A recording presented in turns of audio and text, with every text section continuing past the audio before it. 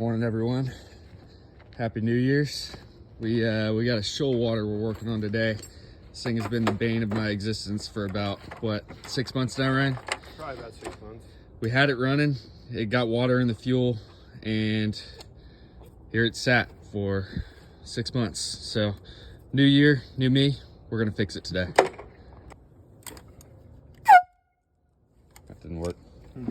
Okay, fuel tank's still full of fuel, so we are going to pull the carbs, clean them out, get all the water out, and then run it off this auxiliary tank and see what happens. They're off. Let's pull them apart. Well, that'll do it.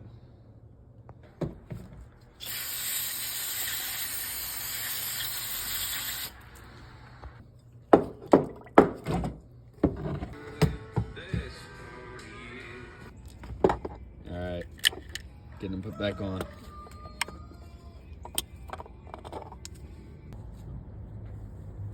It's a big freaking cat. Anyway, let's pull this thing up, get it hooked up to some water, see if we can get it started. I can't believe we pulled this boat to Corpus. to not just, I guess we.